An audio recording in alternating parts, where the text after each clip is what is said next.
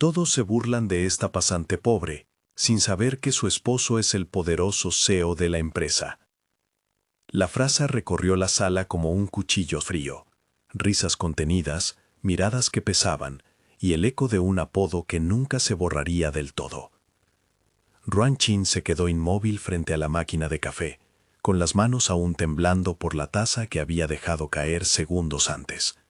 Su mochila, desgastada en los bordes y decorada con un llavero de la abuela, descansaba a sus pies como si fuera una acusación silenciosa. A su alrededor, las bolsas de diseñador colgaban de brazos perfectamente maquillados. Los tacones marcaban el ritmo de un murmullo que la excluía. «Mira, viene la pasante del barrio», susurró Yanni, y la frase se convirtió en una ola. Hubo un silencio calculado, una espera para ver la reacción. Luego las carcajadas, cortas y afiladas, que hicieron que la piel de Ruan se erizara. No respondieron a sus esfuerzos, no interesó escuchar lo que ella pudiera decir. Era más divertido seguir inventando historias sobre aquel bolso comprado en un mercadillo, sobre la forma en que olía a comida casera, sobre el nombre que no se ajustaba a los cánones de la empresa. Ruan había aprendido a respirar entre sombras. Llevar el peso de la vergüenza pública no era novedad. El campus con becas, la pensión modesta, las noches cuidando de su madre para llegar a fin de mes. Hacía años que su orgullo se había templado en pequeñas decisiones. Aceptar horarios extra, corregir presentaciones hasta medianoche, aprender a ocultar el temblor en la voz. Había una dignidad en esa constancia que no necesitaba testigos. Sin embargo, verse señalada frente a los demás le dolía igual que la primera vez. Esa misma tarde la esperaba algo más que la humillación. En su casa, un hospital improvisado en el salón. La abuela le apretaba la mano con uñas hechas a máquina. La madre de Ruan, con una tos que parecía haberle quemado el pecho, había recibido el diagnóstico que lo cambiaba todo. Necesitaba una transfusión urgente. No era solo el dinero, era la sangre compatible que la clínica solicitaba con la burocracia de un nombre y un parentesco.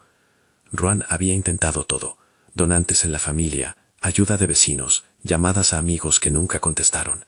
Las puertas se cerraban suavemente frente a su persistencia.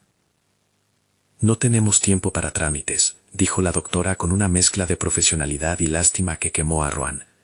«Si no logramos la transfusión hoy, las probabilidades se reducen. Necesitaríamos un donante idéntico, un familiar directo». La mirada de Ruan se hundió un segundo en la suya como buscando una respuesta que no estaba. Un familiar. ¿Quién podría?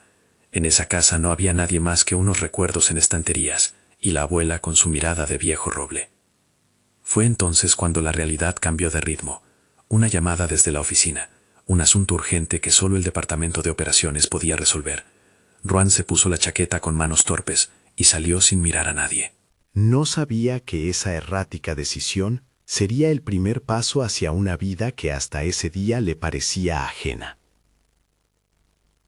Jan la esperaba en la sala de juntas, sin anuncio previo, con la calma precisa de alguien para quien los imprevistos son menos sorpresa que cálculo. Pocos sabían cómo era en persona el CEO de GC Corporation. Se decía que en sus manos se movía la ciudad, que firmaba decisiones que otras compañías aún discutían. Pero allí estaba, apenas recortado por la luz que se filtraba desde las ventanas altas, con una expresión que no revelaba nada y unos ojos que parecían observar hasta el hueso.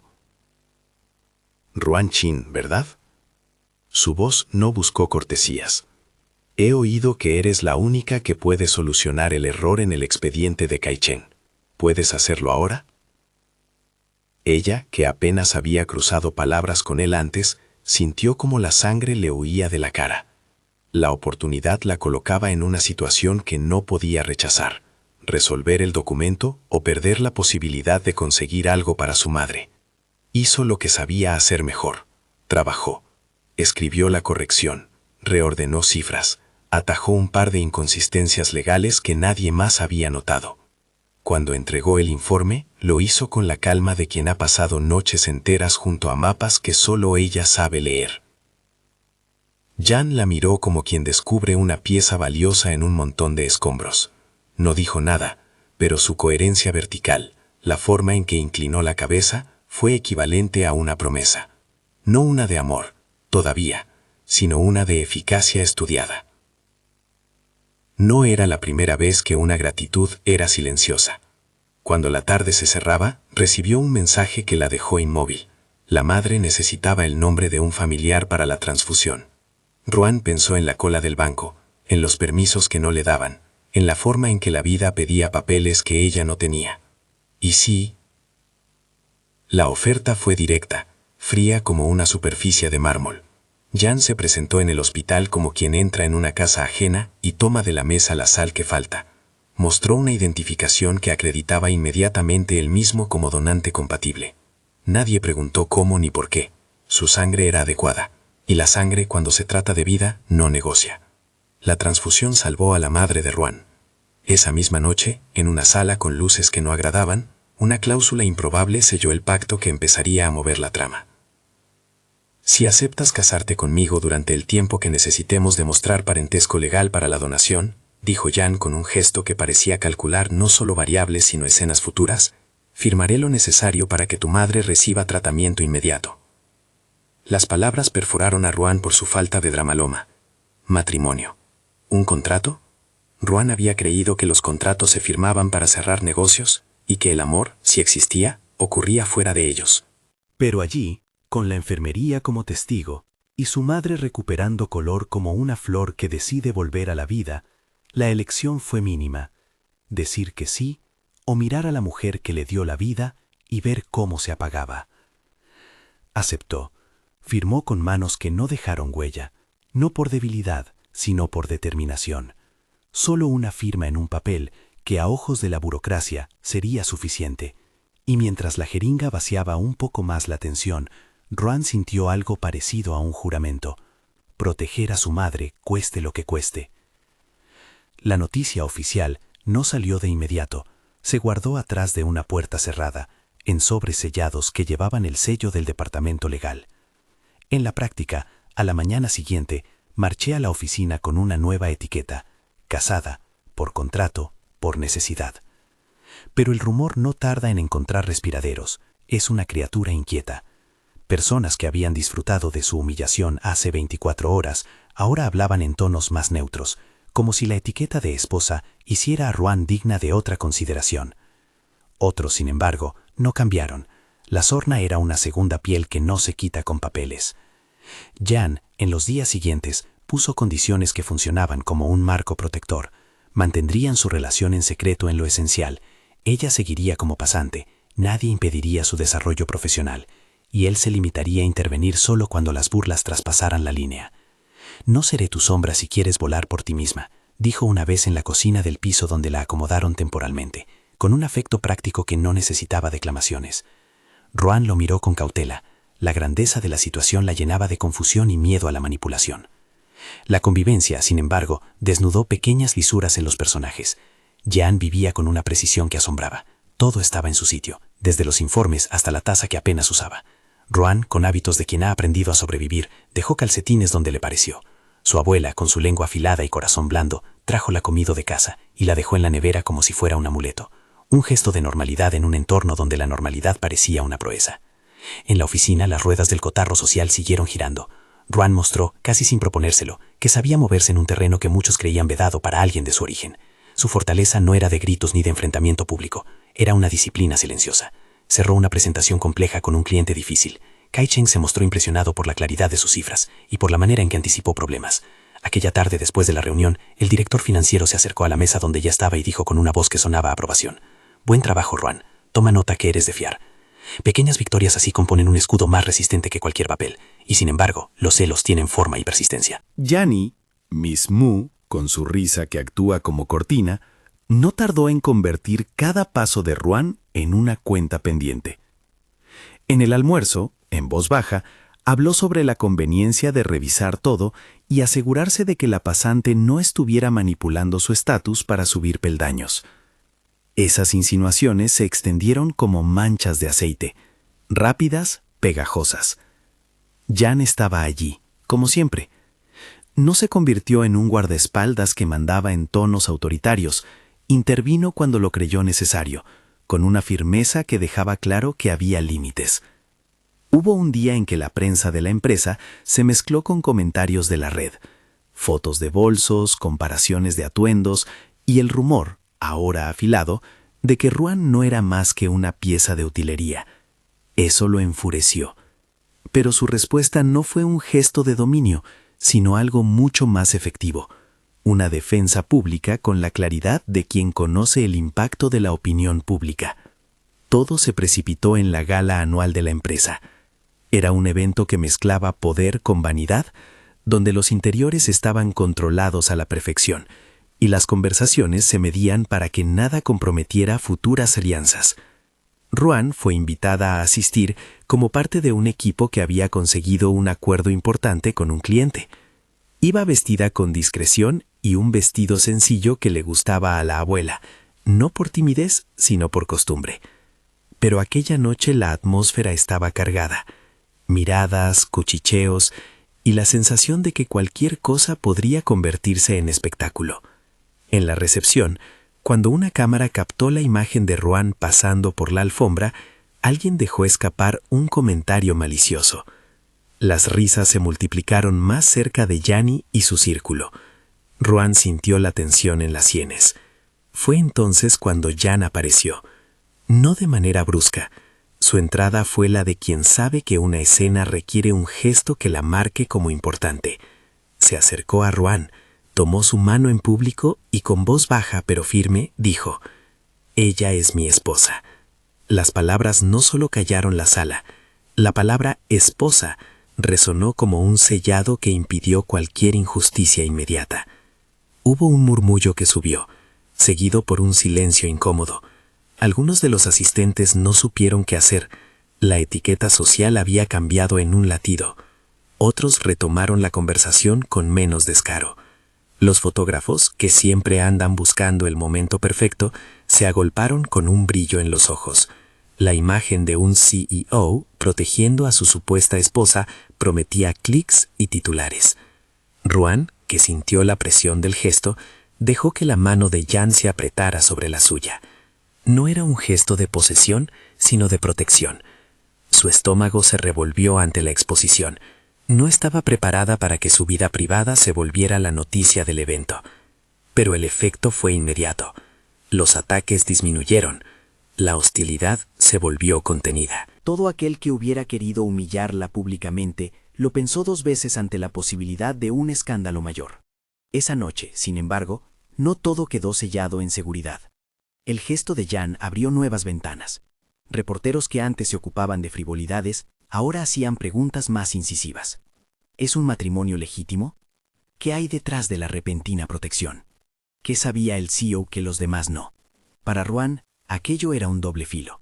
Había ganado un respiro, pero había abierto la puerta a un escrutinio que no terminaba en la oficina. Ahora tenía que lidiar con el público, con la posibilidad de ser señalada ante miles. La mañana siguiente arrancó con ecos. Notificaciones, mensajes en redes, llamadas que no cesaban. Ella intentó mantenerse en su rutina. Si algo había aprendido, era que el trabajo podía ser un refugio. Pero en la sala de descanso notó algo extraño. Una nota anónima en la mesa de la impresora. «Revisa tus pertenencias», decía. Y no había más. Ruan sintió el frío recorrerle la espalda y llevó la mano a la cadena que siempre llevaba. La única joya heredada de su madre. Un pequeño colgante que su abuela decía que la protegería. La cadena estaba donde siempre. Sin embargo, más tarde, cuando revisó su bolso antes de salir al despacho, comprobó que faltaba otra cosa. El collar que le había prestado para la gala. Una pieza sencilla pero que pertenecía a una socia importante. Ya no estaba en su estuche. No hubo alarma inmediata. Pudo tratarse de un descuido. Pero un silencio interno le anunció que las piezas se disponían de forma diferente. Las burlas se habían transformado en algo más preparado. La nota anónima, la desaparición del collar prestado, la mirada que le lanzaron en la oficina. Todo apuntaba a una red. Y la red tenía nombre y cara.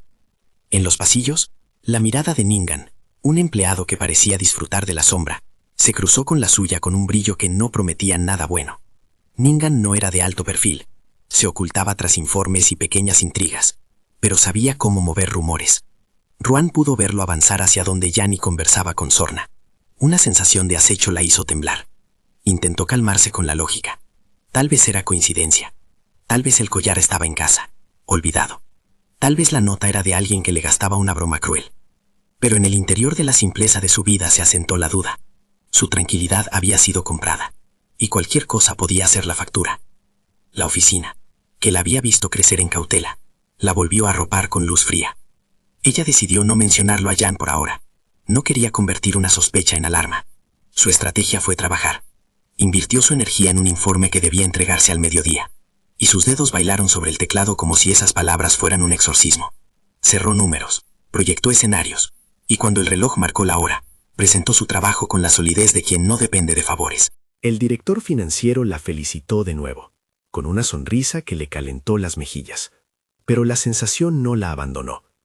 Esa tarde, un mensaje de la jefa de recursos humanos convocó a Ruan a una reunión privada. El corazón le dio un vuelco. Una reunión privada en un día en que las redes ardían era una invitación a lo inesperado. Entró en la sala con pasos controlados. Allí estaban la responsable de recursos humanos, el jefe de seguridad y, por segundo, la directora que había sido discreta hasta entonces. No había acusaciones en sus rostros, solo la solicitud de que, por favor, mostrara su bolso, un protocolo por la desaparición de una joya que se reportó perdida en la gala. Ruan abrió el bolso con manos que a duras penas dejó de temblar. Todo en su interior parecía ordinario. Su tarjeta de transporte, un paquete de pañuelos, un bolígrafo sin tapa. La pieza que faltaba no apareció. No hay pruebas directas, dijo la jefa de recursos humanos con voz neutral. Pero, ante la situación, debemos hacer una investigación. Queremos mantener la transparencia. La transparencia, en el mundo de las oficinas, rara vez es una virtud. Puede significar una lupa sobre el más mínimo error. A Ruan le ofrecieron cooperar. Le ofrecieron, con el formalismo de una lección que no perdona, la posibilidad de demostrar su inocencia. Ella asintió. No era cuestión de orgullo, era cuestión de supervivencia. Salió de la sala con el pulso disparado. Al cruzar el vestíbulo, notó teléfonos apuntando en su dirección y miradas que ya no eran solo de curiosidad, eran expectación. Había algo en el aire que la hacía sentir pequeña y a la vez demasiado visible. Recordó la mano de Jan en la gala, el modo en que había dicho «mi esposa», como si sellara un pacto. ¿Sería suficiente para protegerla ahora? ¿O aquel gesto había encendido una guerra que apenas comenzaba? Esa noche, antes de dormir, repasó mentalmente la cadena de eventos, la humillación en la máquina de café, la transfusión que salvó a su madre, la firma que la convirtió en esposa por contrato, la gala y la protección pública, y ahora la acusación velada del robo del collar. Era una escalada que parecía diseñada para quebrarla.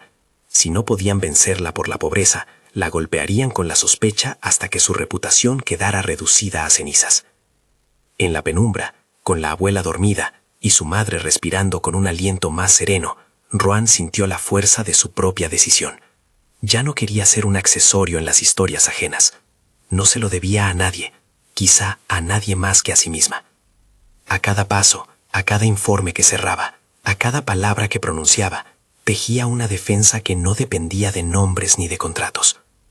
Mientras tanto, en otra parte de la ciudad, en un despacho acristalado que parecía flotar sobre la ciudad, Jan repasaba los mismos hechos con una frialdad distinta. No se trataba de justicia abstracta. Se trataba de proteger a la persona que, por más breve que fuera el acuerdo, había entrado en su vida y que, por razones que le eran personales, merecía protección.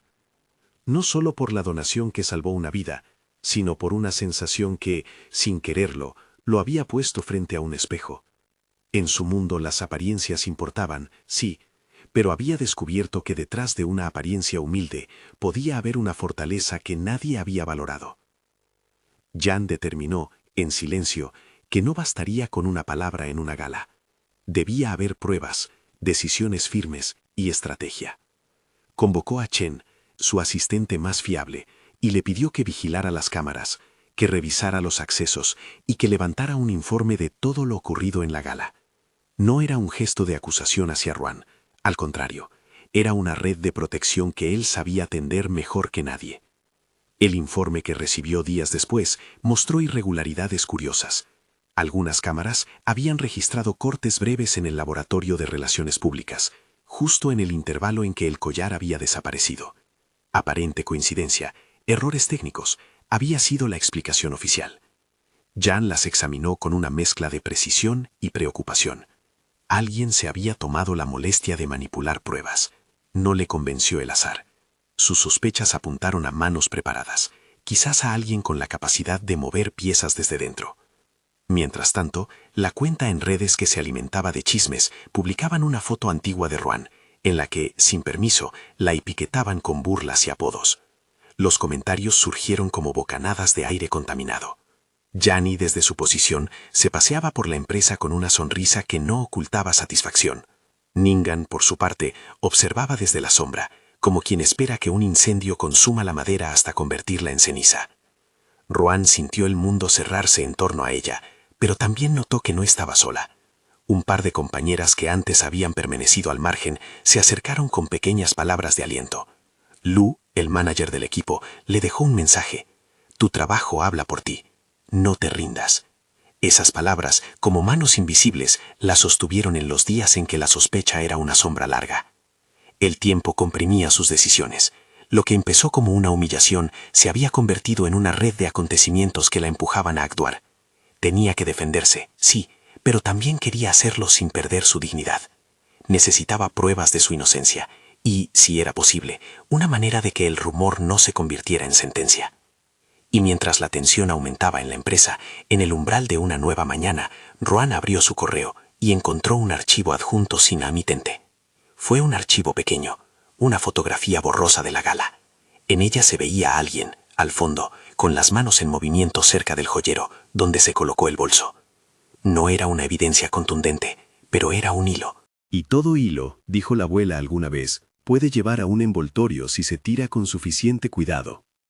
Ruan cerró la laptop con el pulso acelerado. Había llegado el momento de decidir cómo tirar ese hilo. No podía hacerlo sola, pero tampoco quería que la noticia se convirtiera en un arma con filo. La firma que la había convertido en esposa por contrato seguía siendo una pieza con peso legal. Protección en apariencia, pero a veces las apariencias son trampas. Esa tarde, mientras los últimos empleados salían y el edificio quedaba con las luces amarillas como luciérnagas cansadas, Ruan se quedó un instante en su mesa. Miró la silla vacía frente a ella, recogió el bolígrafo y dejó una nota en el cajón. No soy lo que murmuran. No sabía si alguien la leería, ni si esas palabras bastarían para algo. Pero había hablado con la única voz que pertenecería a ella misma. Al salir, el vestíbulo estaba tranquilo. Dejó el abono de transporte en la taquilla y notó que su bolso, por una vez, parecía un objeto extraño en sus manos. Afuera, la ciudad ardía con sus propios asuntos. Los focos de la gala ya eran histórico reciente. No imaginó que en la siguiente escena, la guerra de miradas se tornaría en una acusación firme, y que el collar, la pieza central de una intriga, reaparecería en un lugar que nadie esperaba. Pero había señales, cámaras manipuladas, notas anónimas, la sombra de Ningan. Todo ello formaba un mapa de sospecha que a simple vista no parecía coherente, pero que para quien tuviera la paciencia de leer entre líneas, contaba una historia planeada. Esa noche, Ruan llamó a la abuela y le pidió que guardara la receta de la sopa en la alacena, como si aquel gesto fuera un ancla. Durmió con el teléfono en la mesita, pendiente del próximo movimiento. No imaginó que la siguiente jornada traería consigo fotos virales, la presión de la dirección, y sobre todo la voz de Jan que se volvía más grave, como quien decide que el juego ya no es solo un entretenimiento. Desde fuera, los movimientos eran sutiles, mensajes que insistían en la transparencia, una investigación que avanzaba con calma medida. Desde dentro, las cosas eran menos previsibles, alianzas que se hicieron más visibles, amistades que se mostraron y otras que se desvanecieron. En la encrucijada, Ruan se sentó, repasó las opciones y recordó una promesa que se hizo a sí misma al firmar aquel papel en la clínica: proteger a su madre. Todo lo demás era contingente. Pero la vida, que no entiende de certezas, la empujaría a elegir no solo por necesidad, sino por una dignidad que la haría pelear a pecho descubierto. La historia, sin embargo, no concluye ahí. En los días siguientes, la trama empezó a enrollarse con más fuerza. Hubo una confrontación abierta en la sala de descanso, una pieza de evidencia que apareció donde nadie esperaba, y una decisión por parte de la dirección, que colocó a Ruan en el centro de una tormenta mediática. La mano invisible que movía fichas parecía decidido a quemarlo todo. y en la penumbra de una oficina ya cerrada, alguien dejó sobre la mesa de Ruan una copia del certificado de matrimonio, el documento que hasta entonces había sido su salvavidas, con una anotación: demuestra que no eres un montaje. Ruan miró el papel con la respiración corta. El documento era verdadero, la firma legítima. Pero en un mundo donde la verdad se dobla al beneficio, incluso lo legítimo puede ser usado como arma. Supo entonces que la protección que le ofreció el título de esposa sería al mismo tiempo su cadena si no sabía manejarla. En la fría mañana siguiente, con la ciudad despertando y las primeras noticias ya compartidas, alguien en recursos humanos decidió que sería mejor abrir una investigación formal, no solo por el collar, por mantenimiento de la integridad corporativa. Ruan fue citada de nuevo. Las cámaras, los informes, las declaraciones, todo componía una sinfonía que sonaba ominosa. Mientras ella se sentaba en la silla, con la respiración contenida, entró el coche de seguridad con un sobre que contenía la última pieza, un video editado que la situaba, curiosamente, en el lugar equivocado, en el momento equivocado. Fuera del edificio, la red social había convertido la historia en rumor. Dentro, las risas de ayer se mezclaban con una burocracia que exige muchas pruebas y no siempre escucha la verdad de la gente sencilla. Ruan, sin saber si lo que se filtraría sería verdad o mentira, apenas pudo pronunciar una frase cuando la responsable de recursos humanos le miró con ojos clínicos. «Necesitamos tu versión», dijo. «Cuéntanos exactamente qué pasó aquella noche». Ella respiró hondo. Tenía que decidir si defenderse con la fuerza de los documentos, pedir a su esposo que interviniera públicamente o seguir confiando en su trabajo y en la paciencia. Cualquiera que fuera la ruta, la situación se presentaba como una prueba en la que su dignidad y su voz estaban en juego. En ese instante, desde su interior, emergió algo que no era ni miedo ni resignación. Fue la certeza de que si la atacaban por ser la pasante pobre, ella respondería con la verdad y con cada demostración de su valía. Había aceptado casarse por necesidad, pero no aceptaría ser reducida a un objeto, y estaba dispuesta a hacer lo que hiciera falta para que la verdad, por más lenta que fuera, se impusiera. Afuera, el viento removía folletos pegados en la farola. Adentro, las palabras se comprimían en su garganta. La llamada que recibió en ese momento cambió el tono de la sala. Una voz masculina, grave, avisó que había novedades. Un archivo apareció en la pantalla del ordenador de recursos humanos y la sala entera se quedó mirando. Un nuevo documento, con un sello que no se esperaba, apuntaba hacia una posible manipulación de video en la gala. Era una pieza que podía desentrañar la madeja. Ruan cerró los ojos un segundo y pensó en su madre recuperando color. Pensó en la abuela haciéndole la sopa y en la mochila con el llavero. Su propia voz, baja pero clara, emergió cuando abrió la boca para contar la verdad. Sabía que la batalla no sería sencilla. Se avecinaban días de pruebas, de escrutinios y de decisiones que tocarían fibras íntimas. Pero había algo que la sostenía, la convicción de que el respeto se conquista, no se implora.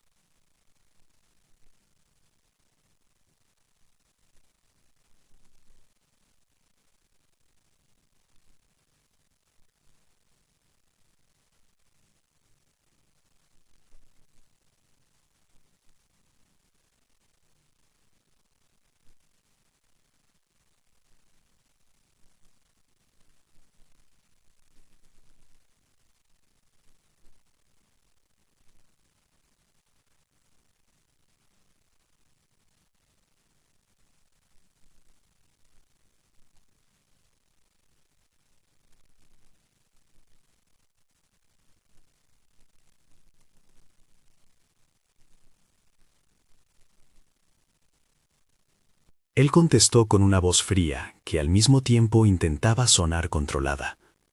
«Lo sé», dijo. «Estoy pidiendo que la seguridad de la empresa entregue la cadena de custodia del vehículo. No va a quedar así». Sus palabras eran un muro de trabajo, sin remate emocional. Ruan notó la distancia y el cansancio, pero también la determinación detrás de la voz.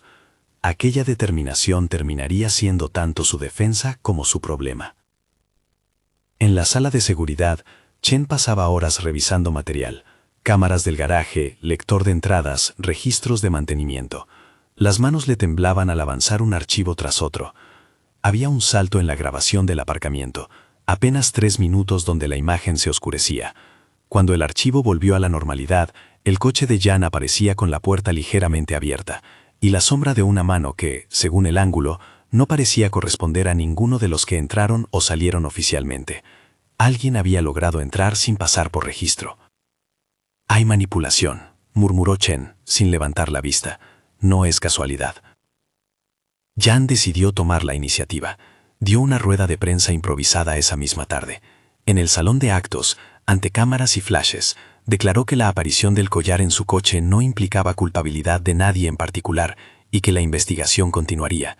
Sin embargo, en un error de timing que pocos perdonaron, su equipo filtró a la prensa la fotografía del certificado de matrimonio, que hasta entonces había sido confidencial. Alguien interpretó que la transparencia acabaría con los rumores. La filtración hiló otra capa de morbo. Si el certificado estaba ahora en titulares, la pregunta quedó en el aire con más fuerza. ¿Por qué casarse, si no era por amor? Ruan sintió la exposición como una ola más. En los pasillos, la gente hablaba a media voz. Hubo quienes le echaron miradas de lástima y otros de abierta sospecha. Lu le llamó al móvil con una voz rápida. «No entres en pánico», dijo Lu. «Estamos con esto. Confía en tu trabajo». Confiar no era fácil. La empresa, a pesar de los protocolos, se había convertido en un agujero de comentarios y filtraciones. Ruan empezó a recibir mensajes anónimos que la amenazaban con mostrar más pruebas. Sus noches se volvieron cortas. Cada sonido la sobresaltaba. La policía, que ya estaba involucrada por la manipulación del material y la posible plantación de pruebas, la citó para declarar. Ruan fue con la abuela a su lado, porque la abuela había insistido en no dejarla sola. En la comisaría, la inspectora a cargo le habló con claridad. «No podemos basarnos en opinión pública», dijo la inspectora. «Necesitamos pruebas, documentos, registros bancarios, accesos. Si alguien ha plantado el collar, lo más probable es que haya un móvil, algún interés en destruir la reputación. Tenemos líneas a seguir». Ruan contó lo que sabía, cada detalle como quien deja caer piedras sobre una mesa. La nota anónima, la foto borrosa, la cadena prestada, la aparición en el coche de Jan. La inspectora tomó notas, no prometió nada que no fuera investigación rigurosa. Esa tarde, de regreso a la oficina, Ruan no notó quien la observaba desde el ángulo ciego del parking. Un coche se detuvo, la puerta se abrió y manos fuertes la empujaron dentro antes de que llegara a reaccionar. La respiración se le fue en un suspiro. En el interior, un pañuelo con un aroma metálico, una voz que exigía silencio. «Si hablas, tu vida será un infierno», dijo una voz que no conocía. La escena fue tan rápida que el mundo pareció ralentizarse. Ruan forcejeó, golpeó con la palma de la mano la ventanilla, lanzó gritos que se asfixiaban en la garganta. Alguien la observaba con ojos fríos, mientras el coche arrancaba. Intentó recordar trucos para eludir a atacantes, puertas con seguro, avisos en el móvil. No tuvo tiempo. El teléfono de Ruan vibró en su bolsillo con un mensaje que la hizo temblar más todavía. «Tenemos el collar. Si quieres volver a verlo, deja de hablar con la policía y retírate». El mensaje usó la precisión de alguien que conocía sus movimientos. La llamada de Jan no llegó a tiempo. La noticia del secuestro se filtró en minutos. Un empleado que la vio ser subida al coche avisó a seguridad y en un intervalo que pareció eterno, el edificio se llenó de actividad. Chen, que se encontraba ya revisando material, recibió la notificación de la desaparición y corrió a la salida.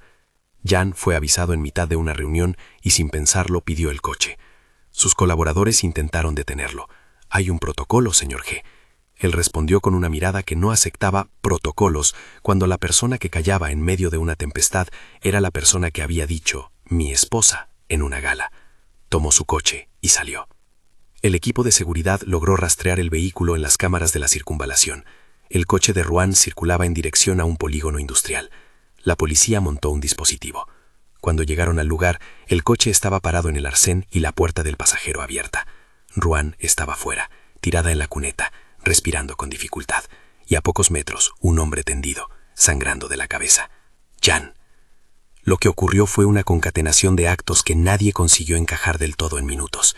Según los vecinos de la zona, 2 hombres sacaron a Ruan del coche, y justo en ese momento Jan, que había llegado por otra ruta, había saltado desde su vehículo para interceptarlos. En una pelea brusca, Jan recibió un golpe en la cabeza y quedó inconsciente hasta que la policía y la ambulancia llegaron. Los agresores huyeron.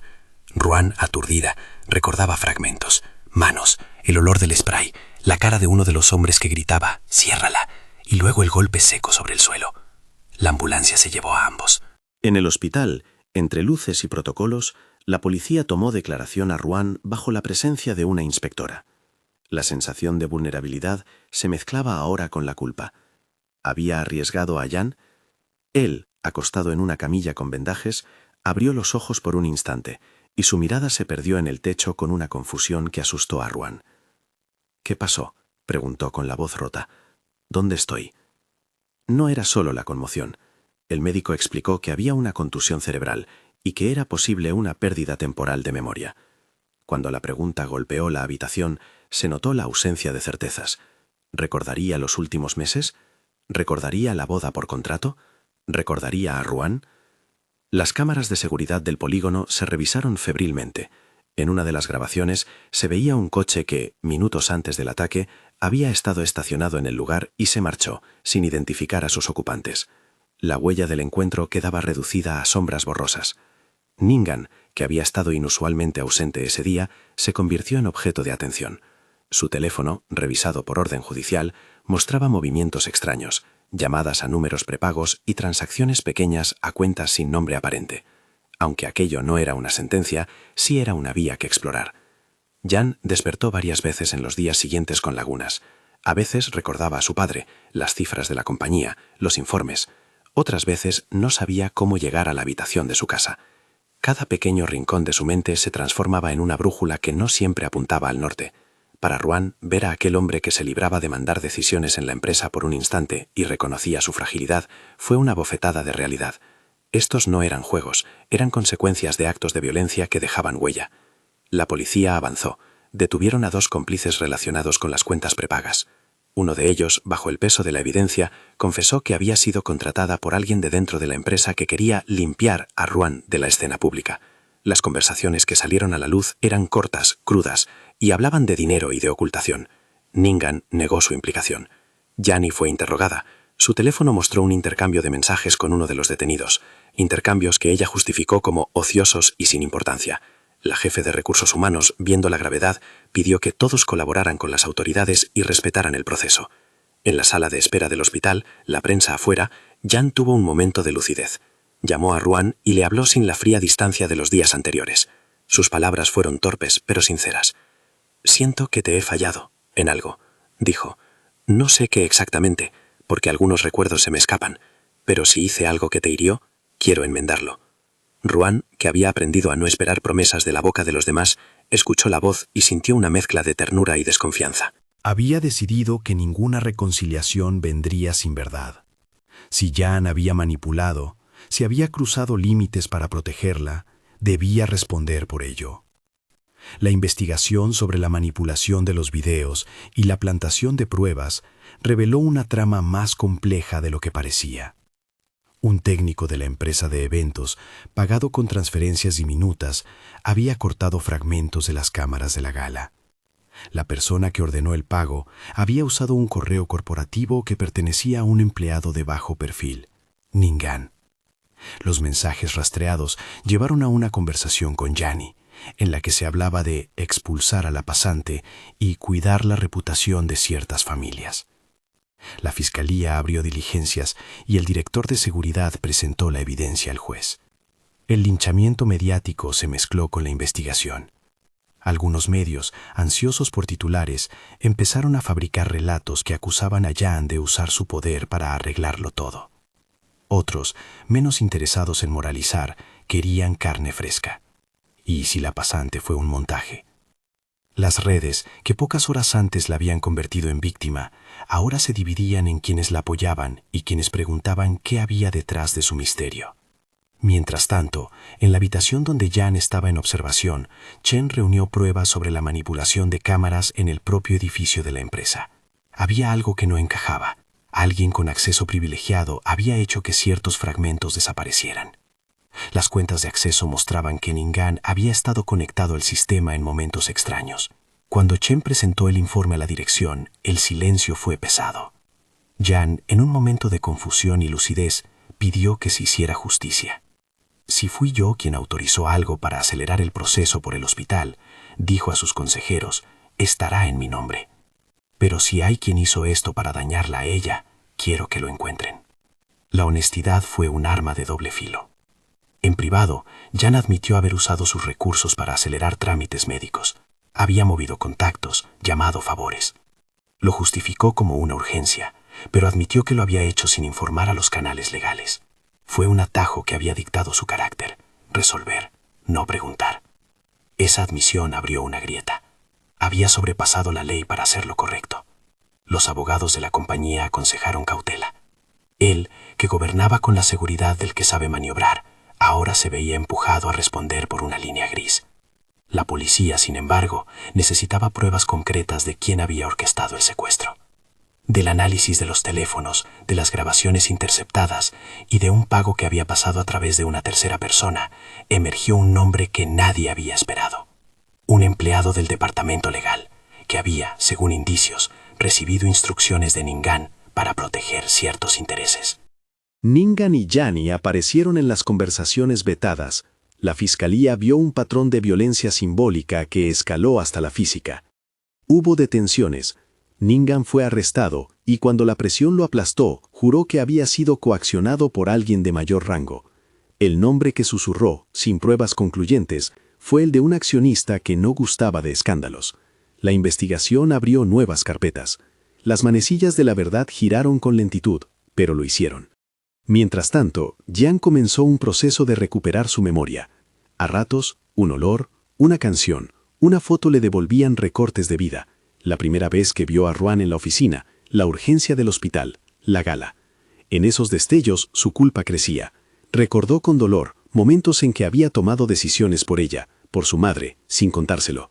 Sintió la traición que eso implicaba. No se justificó, la asumió. La parte más crítica del arco vino cuando las cámaras grabaron una conversación entre Ningan y Yanni, en la que discutían la manera de implicar a Ruan en el robo del collar para que la empresa la apartara. Ningan habló de crear evidencia y Yanni habló de asegurar que la prensa lo idolatre. Aquello fue un hueso para la fiscalía. La evidencia fue contundente. Las palabras grabadas, aún sin contexto perfecto, eran la cuerda que ataba la maniobra. Un plan para destruir la reputación de alguien a cambio de un provecho social, y en el caso de Ningan, de un ascenso en la estructura que pretendía derribar. La empresa, que no quería verse implicada en escándalos internos, anunció medidas disciplinarias. Yanni fue suspendida de inmediato. Ningan fue despedido y puesto a disposición judicial. La noticia produjo un silencio en la oficina, más pesado que cualquier murmullo previo. Para Ruan, la noticia fue un alivio con sabor a mandarina agria. Justicia, sí, pero ¿a costa de ver cómo las vidas de otros se destruían? Su abuela le dijo una cosa sencilla: si la gente ha de caer, que lo haga por la verdad, no por el rumor. En una tarde después de varios meses de tensión y ecos políticos en la empresa, la fiscalía presentó cargos contra Ningan por conspiración y contra los detenidos por secuestro y coacción. En la sala de tramitación, la evidencia digital fue robusta: transferencias, mensajes y la confesión de uno de los cómplices. La prensa lo celebró como un triunfo de las pruebas. Para Ruan, la sensación fue agridulce. Se celebraba la justicia, pero la soberbia humana le había costado casi todo su sosiego. En paralelo, la empresa convocó una asamblea extraordinaria. La junta directiva decidió emprender cambios estructurales, protocolos de seguridad más estrictos, revisión de accesos, medidas anti-bullying y, lo más importante, un anuncio público del propio Jan en el que se comprometía a rendir cuentas por sus actos. Había quedado claro que, aunque su intención de proteger pudiera ser comprensible, algunas de sus decisiones habían cruzado líneas que no admitían relativismo moral. La rueda de prensa fue intensa. Tras solicitar que se respetara el proceso judicial y pedir paciencia, Jan habló ante micrófonos y cámaras. Su postura cambió. Dejó a un lado la coraza de ejecutivo perfecto y habló con voz quebrada. He cometido errores, dijo. He hecho cosas movido por el miedo y por la prisa, creyendo que protegía a quien estaba a mi lado. No supe poner límites. Por eso, hoy anuncio que renuncio temporalmente como presidente ejecutivo. Asumiré la responsabilidad, colaboraré con la justicia y me someteré a las medidas que sean necesarias. Pero también quiero decir algo más. Si alguien sufrió por mi prisa o por mi silencio, pido perdón. La confesión fue un hito. No bastó para revertir todo el daño, pero fue un acto de humildad con consecuencias. Algunos en la sala lo vieron como una maniobra, otros como un paso necesario. Para Ruan, escuchar a Jan decir «pido perdón» en público fue un golpe que removió algo profundamente humano en ella. No era un final, era un comienzo de limpieza. La recuperación emocional de Ruan fue lenta. Se hizo acompañar por la abuela, por Lu y por algunas compañeras que habían probado la vergüenza de no haberla defendido antes. Aceptó una terapia con una psicóloga que la ayudó a poner palabras en su cuerpo. Aprendió a decir «me dolió», sin disculparse por ello. Aprendió también a poner límites claros. Cuando la dirección de la empresa le ofreció una devolución de confianza, un puesto con responsabilidades más grandes y la promesa de que las decisiones sobre su carrera serían tomadas por evaluadores independientes, Ruan aceptó con cautela. Quería su dignidad profesional, no un favor. La fiscalía avanzó. Ningan fue condenado por conspiración y por su papel en la plantación de pruebas. Jani recibió sanciones laborales, y aunque no ingresó en prisión si no hubo pruebas directas de su participación en el secuestro, sufrió la caída pública y profesional que su falta de ética merecía. Los cómplices del secuestro fueron condenados. La ley había impuesto una consecuencia, y la empresa una limpieza que tardaría años en cicatrizar. En medio de todo ello, Jan trabajó en reparar lo que había dañado. No fueron gestos grandilocuentes, sino pequeñas acciones constantes. Creó una comisión para la transparencia interna, aceptó someter sus decisiones a supervisión y se ofreció a colaborar con programas de apoyo a empleados que sufrieran acoso.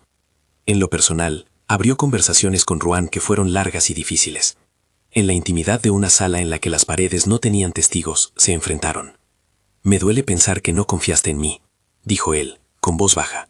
«No es eso», contestó Ruan. «Es que confiabas por mí sin consultarme. Es distinto». Ella habló de lo que le había avergonzado, firmar por necesidad, la sensación de ser un objeto de salvación más que una persona con voz propia. Jan escuchó. No defendió lo indefendible, no justificó cada decisión. Admitió la prisa, la soberbia de creer que su poder era una herramienta inocente si su fin era justo. Ruan sintió rabia y la dejó salir, con palabras que quemaban. «Protección no es decisión en mi nombre», dijo, «y no quiero ser una evidencia de que tu influencia arregla vidas». Jan bajó la vista. En el silencio que siguió, hubo algo que se quebró y algo que fue prometido. Él necesitaba demostrar, no solo decir, que se había transformado. Sus disculpas, por primera vez, venían con una oferta concreta. Presentaría públicamente todos los pasos que había dado para la donación de sangre de su madre y aclararía cualquier duda sobre manipulación de trámites. Asumiría, además, consecuencias corporativas por haber excedido su autoridad en ciertos procesos. Ruan, por su parte, pidió transparencia y medidas concretas, que su carrera no fuese marcada por favor alguno, que tuviera un contrato independiente de evaluación y que se comprometiera a no interferir sin su consentimiento. El perdón de Ruan no fue inmediato. No se trató de una escena melodramática con lágrima y reconciliación instantánea. Fue más bien una sucesión de pequeños acuerdos. Jan estuvo dispuesto. Se sentó en terapia de pareja, se sometió a procesos legales y aceptó que la forma de reparar incluía renuncias a su exceso de control. Todo ello fue percibido como una transformación con consecuencias reales. No era suficiente pedir perdón, era necesario demostrar cambio. La empresa, por su parte, decidió hacer algo que sorprendió. Creó una campaña interna y externa contra el acoso y las filtraciones, con protocolos de denuncia claros y garantías para las víctimas. Jan apoyó la iniciativa, pero mantuvo una prudente distancia pública, permitiendo que otros lideraran el proceso de reforma. En una rueda de prensa posterior, cuando le preguntaron si volvería al puesto de CEO, respondió: «Mi prioridad ahora es reparar lo dañado. No será una decisión unilateral.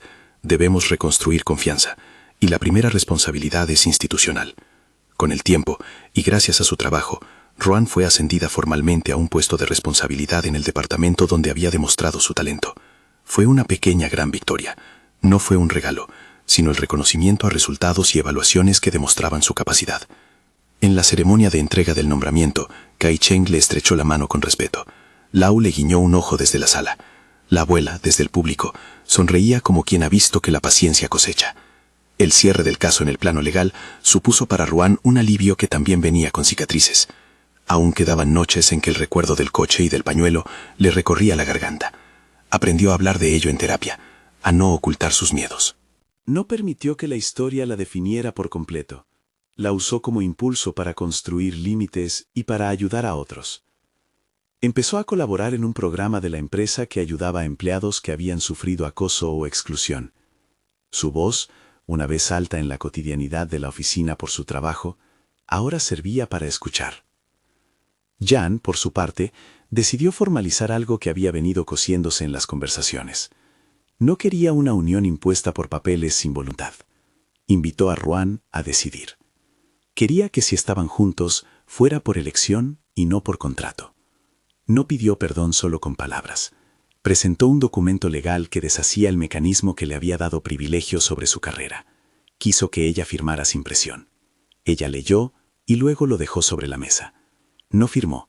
Propuso que en lugar de eso, se casaran de nuevo, esta vez con un acto público de consentimiento en el que ambos tomaran la decisión libremente, con testigos y sin cláusulas ocultas. La propuesta fue simple y a la vez profunda. Detrás de ella había más que un anillo. Había reconocimiento de la autonomía de Ruan y la promesa de no volver a decidir por ella. Ella aceptó, pero con condiciones: la transparencia, la independencia profesional y el compromiso de que cualquier intervención de Jan en su vida sería consultada. No hubo discursos grandilocuentes. Hubo un acuerdo lento, trabajado y con límites explícitos. La boda, meses después, fue íntima. No hubo alfombras rojas ni titulares de prensa. Solo la familia, algunos amigos y las personas que de verdad habían estado a su lado. La abuela preparó una sopa especial que la entrada en la casa grande hizo más familiar. Lu, con un pañuelo en los ojos, bromeó con su torpeza para llorar. Chen fue testigo. Kai-Cheng envió un ramo discreto. Yani, sancionada y en proceso de reconstrucción profesional fuera de la empresa, no estuvo invitada. Ningán cumplía sus sanciones legales. El gesto final, sin embargo, no fue el intercambio de votos, aunque los hubo, sino algo más sencillo. Ante la familia reunida, Jan se comprometió públicamente a permitir que Ruan siguiera su camino profesional sin interferencias. Ruan, por su parte, se comprometió a mirar a Jan como un compañero, y no como un protector que decide por ella. Fue un pacto de igualdad. La vida, claro, siguió. No todo fue perfecto. Ninguno de los dos dejó de tener inseguridades. Hubo discusiones sobre límites, sobre cuándo intervenir y cuándo permitir. Pero la diferencia radicó en la transparencia y en la voluntad de reparar. Cuando Jan tuvo la tentación de arreglar algo con su poder, lo traía a la mesa. ¿Qué opinas? Y Ruan se sentía con derecho a decir no. En la empresa, Ruan caminaba por los pasillos con una nueva postura. No por arrogancia, sino por la dignidad de quien ha levantado la cabeza. Los que la recordaban como la chica del llavero de la abuela, ahora la miraban con respeto. Algunos pidieron disculpas, que fueron aceptadas con discreción y firmeza. Unos pocos se fueron de la compañía. La atmósfera mejoró poco a poco gracias a las políticas que se implementaron. Meses después, en una reunión donde presentaba un acuerdo con Kai-Cheng, Ruan habló con claridad y con la solvencia que la caracterizaba. Su voz no tembló. Cuando salió de la sala, un joven pasante se le acercó, con ojos que aún reflejaban el miedo a los juicios. Le dijo con voz baja: «Gracias por mostrar que se puede seguir aquí sin perderse». Ruan sonrió. Respondió con la humildad de quien ha aprendido a sostenerse por sus logros. «Haz tu trabajo con honestidad», le dijo, «y no dejes que te definan por lo que dicen de ti». La historia, desde fuera, se volvió una lección en la empresa. La humillación que recibe una persona por su origen puede desatar una cadena que, sin control, destruye vidas. La diferencia la hacían las personas que se atrevieron a dar un paso adelante. Ruan, que un día fue señalada junto a la máquina de café, se convirtió en un símbolo discreto de resistencia profesional. En la intimidad del nuevo hogar, Jan y Ruan celebraban pequeñas cosas: la sopa que preparaba la abuela, la voz de la madre que ya reía con más fuerza, los informes bien hechos que mostraban que la profesionalidad de Ruan no era una casualidad. Juntos, planearon un pequeño programa de becas para jóvenes con talento y pocos recursos, una promesa que nació de la experiencia y del deseo de que nadie más tuviera que pasar por lo que ella vivió. La justicia había hecho su trabajo, la reparación humana fue lenta, imperfecta y dependiente de la voluntad de quienes cometieron errores para enmendarlos, pero el final de aquello no fue un cierre en falso, fue apertura. Ruan no olvidó, y esa memoria le dio la libertad de no repetir patrones. Un día, mirando una foto vieja en la que sostenía el llavero de su abuela, sonrió. La ciudad seguía su curso, y las risas en la sala de cafés continuaban, pero esta vez sus pasos dejaban huella en otra dirección, con firmeza, con trabajo y sobre todo con verdad. En el despacho donde una vez fue objeto de burla, ahora había una plantilla que respetaba su nombre por lo que era: profesional, mujer con historia y dueña de su camino. Si alguien le preguntara, tiempo después, si perdonaría otra vez, ella diría que el perdón no es un cheque en blanco. Es un proceso donde la otra persona debe renovarse con hechos, y para ella, el gesto más importante no fue el vestido ni el certificado que les vinculó en un hospital, fue la decisión de no permitir que nadie más escribiera su historia. Esa fue la elección que se celebró en la intimidad del hogar, y que poco a poco cambió la manera en que muchos miraban a quien, un día, todos se burlaron sin saber quién era su verdadero compañero de vida. Si esta historia te llegó, compártela con alguien que necesite recordar que la dignidad no se compra en titulares, y que la verdad, aunque tarde, siempre merece ser defendida. Suscríbete para más historias que muestran que el respeto y la verdad pueden reconstruir lo que parecía perdido.